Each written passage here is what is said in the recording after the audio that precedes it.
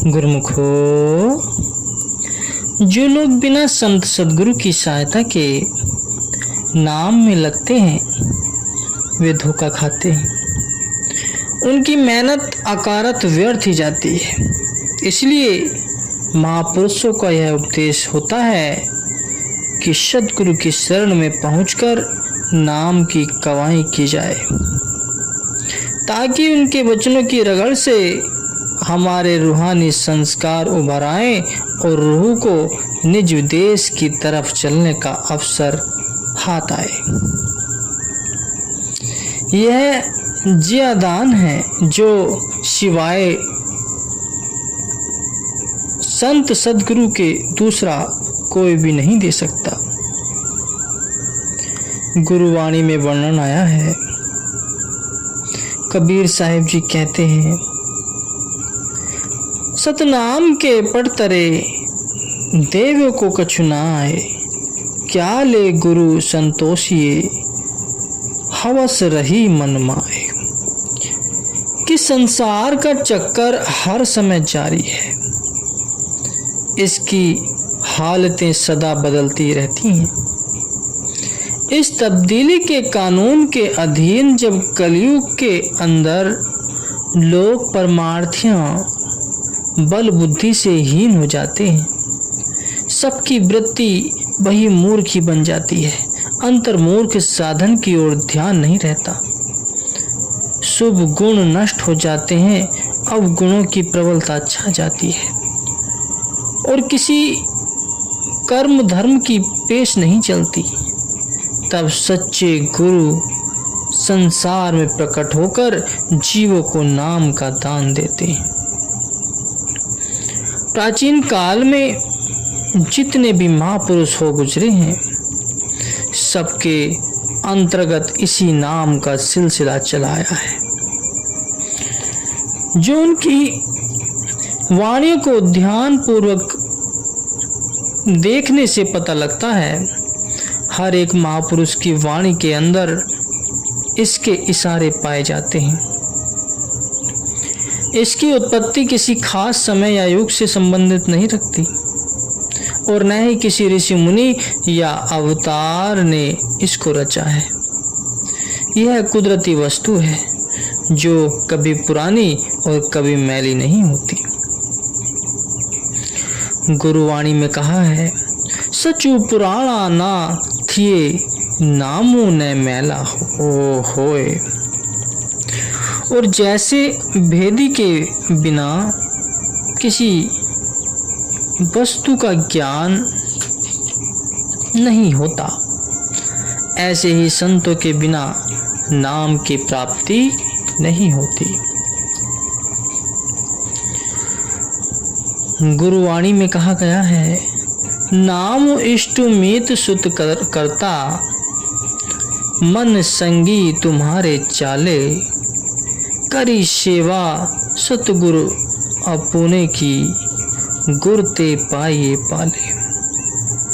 रसना नाम सबु कोई कहे, सतगुरु सेवे ना नाम लहे। अपनी मनमति से नाम जपना और गुरुमुख होकर नाम लेने में बड़ा अंतर है। मनमुख के किए हुए कर्म धर्म सफल नहीं होते और गुरुमुख की कमाई सफल होती है।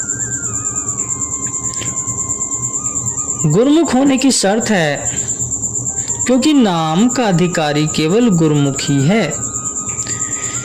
चाहे गुरु अपनी दया से जो कोई शरण में आ जाता है उसी नाम का दान बस बख्श देते हैं,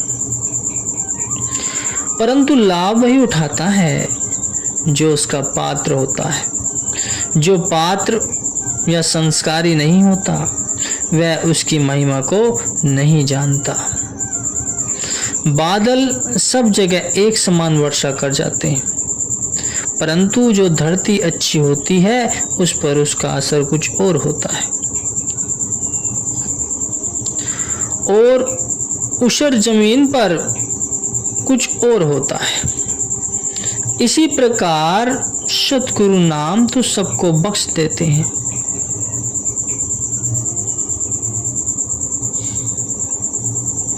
किंतु जो संस्कारी होते हैं वे उसमें रंगे जाते हैं, और जो संस्कार रहित होते हैं वे वैसे के वैसे पड़े रह जाते हैं। और यह बात प्रत्यक्ष देखने में आती है कि संतों के दरबार में दो सेवक आते हैं, उनमें एक तो अपना सब कुछ बना लेता है और एक के पल्ले कुछ भी नहीं पड़ता। कारण यह है कि जिस प्रकार शेरनी का दूध सोने के बर्तन के सिवाय नहीं ठहरता, ऐसे ही नाम भी गुरुमुख के हृदय के सिवाय नहीं ठहरता। गुरु की तरफ से कोई कसर नहीं होती। वे तो दानी होते हैं और इसी दान करने के लिए संसार में पधारे। यदि कुछ देर होती है तो वह सेवक की ओर से होती है, क्योंकि वह अभी पात्र नहीं होता। और हकीकत यह है कि नाम का पात्र बनना ही नाम तक पहुंच पा लेना है। आगे मंजिल ही खत्म है। इसलिए संतों ने मन की सफाई के वास्ते गुरु की सेवा का अंग साथ शामिल कर दिया है।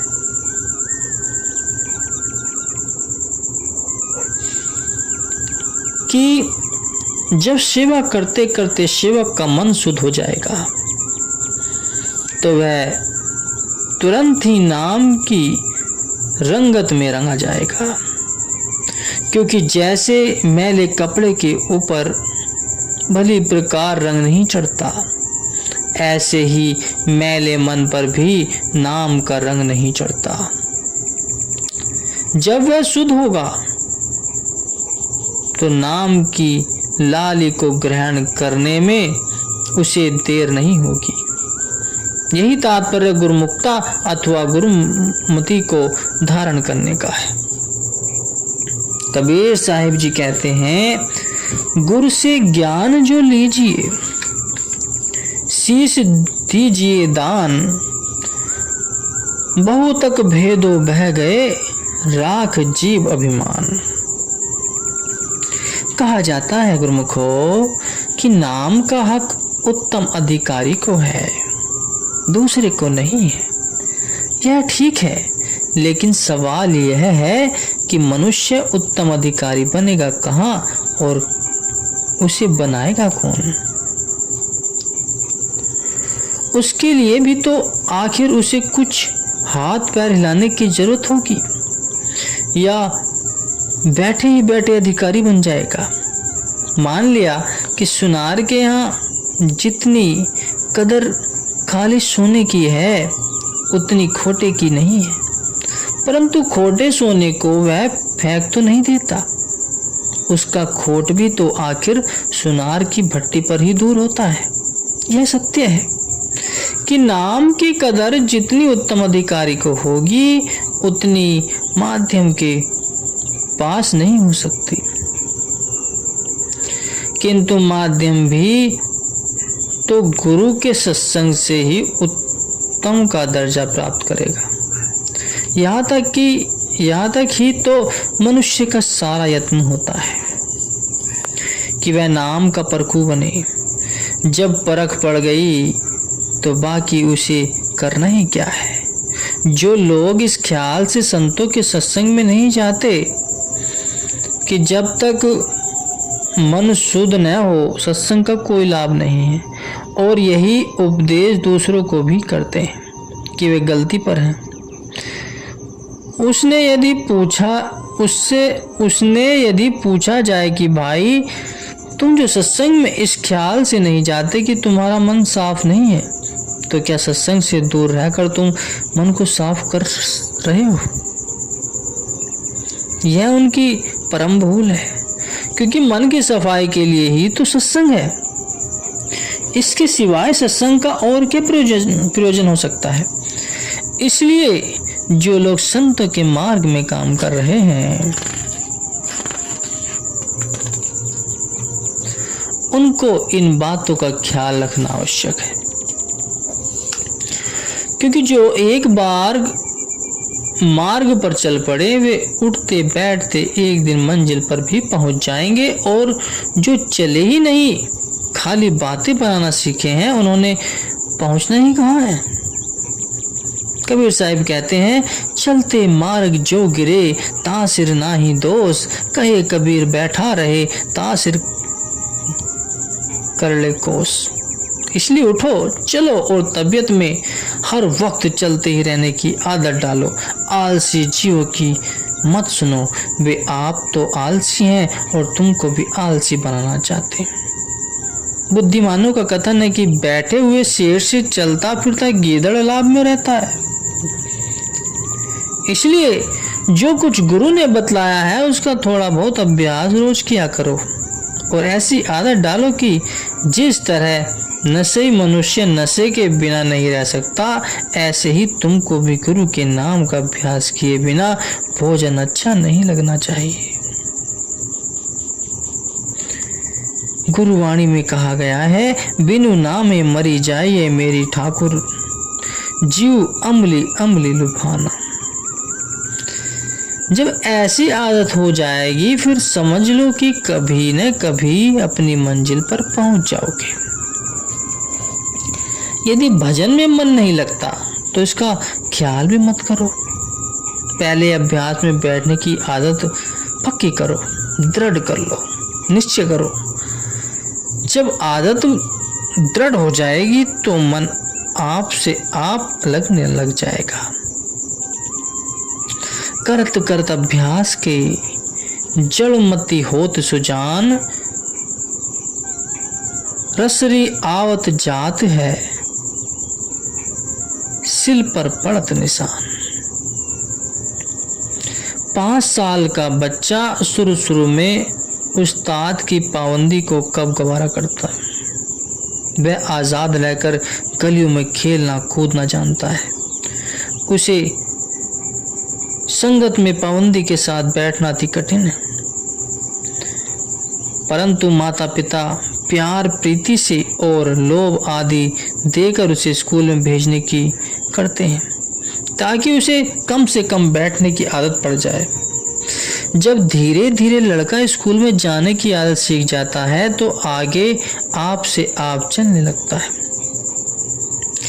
इसी प्रकार मन को भी जन्म जन्मांतर से आजाद रहने की आदत पड़ी हुई है।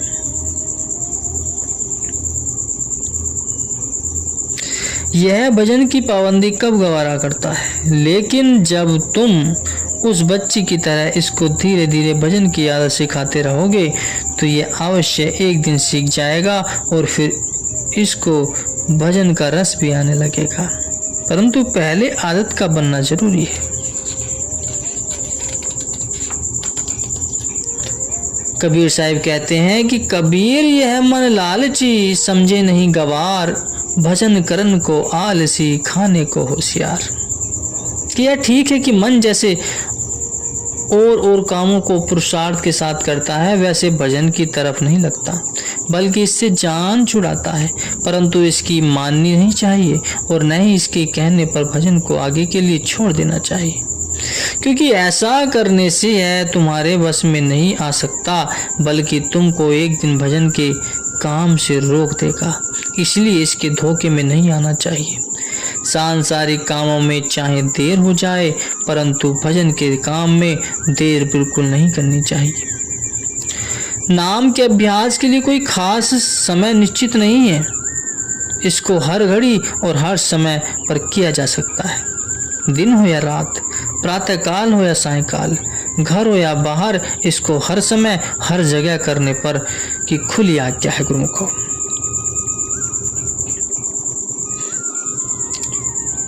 परंतु फिर भी प्रातःकाल खास कर उत्तम और लाभदायक समय समझा गया है, क्योंकि उस वक्त मन की वृत्तियां कुदरती तौर पर कुछ शांत होती हैं और मन भजन में लगता है। दूसरे उस समय चारों ओर शांति छाई हुई होती है, इससे भी मन की एकाग्रता में सहायता मिलती है। इन दोनों बातों का ख्याल रखना अभ्यासी के लिए बहुत जरूरी है। गुरुवाणी में वर्णन आया है झलाके उठी नाम जपी निसी वासुर आराधी, कर रहा तुझे ना बिसाया पाई नानक मिटे उपाधि। ये कई सज्जनों का ख्याल होता है कि जब शरीर किसी कारण से अपवित्र हो, नाम नहीं जपना चाहिए, परंतु ये उनकी भूल है, क्योंकि नाम ही तो हमारा लोक परलोक का साथी है। सच्चा मित्र, सच्चा सखा, पवित्र, पावन और कल्याण दाता है। फिर ऐसे मित्र को किसी समय क्यों अलग किया जाएगा?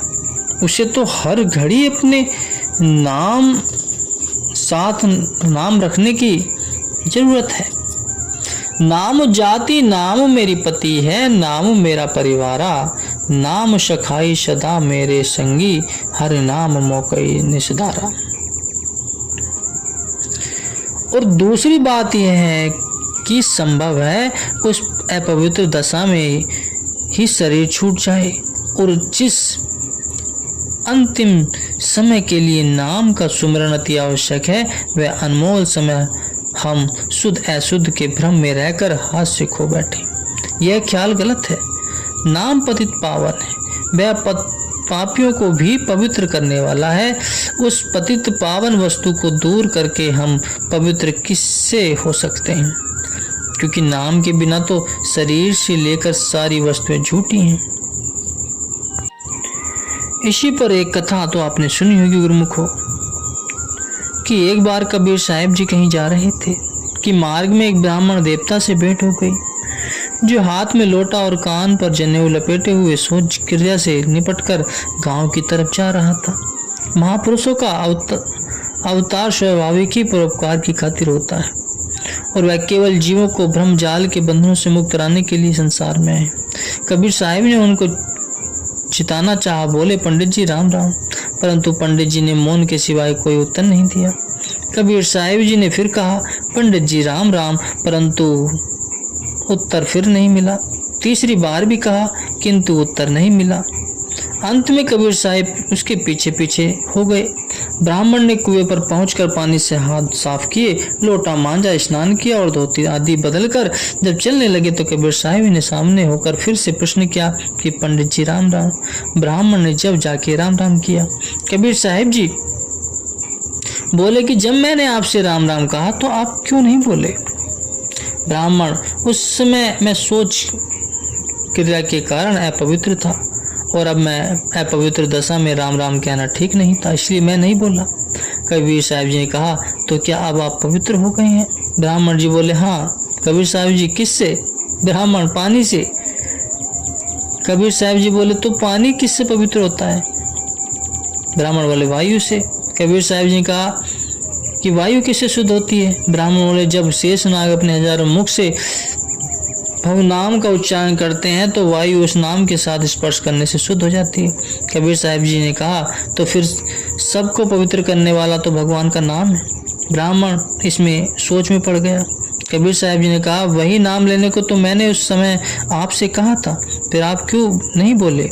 कबीर साहिब जी के इन साधारण वचनों से ब्राह्मण देवता की आंखें खुल गई, चरणों में गिर पड़ा और आगे के लिए उनके दरबार में हाजिर रहकर रूहानी सत्संग से लाभ उठाने लगा। इसलिए गुरुमुखो, नाम ही जीवन का असली कल्याणकारक है। इसके जपने से जन्म मरण के बंधनों से छुटकारा मोक्ष मिलता है। किसी दशा में भी नाम को जपा जा सकता है। अपनी आत्मा शुद्ध हो, अपना मन शुद्ध हो। इस शरीर का क्या है, ये तो एक दिन नष्ट हो जाना है। तो गुरुमुखो, अपने मन को शुद्ध रखो, पवित्र रखो। कठिनाइयां दूर होती हैं और जीव इस लोक और परलोक दोनों में सुखारू होता है। तो नाम में वो शक्ति है जो अपवित्र को पवित्र कर देता है। तो इसे किसी भी दशा में लिया जा सकता है, कहीं भी लिया जा सकता है। सोते जागते, खाते पीते, चलते फिरते सभी दशा में इसे ले सकते हैं, और इसी से ही सबका कल्याण होगा गुरुमुखो।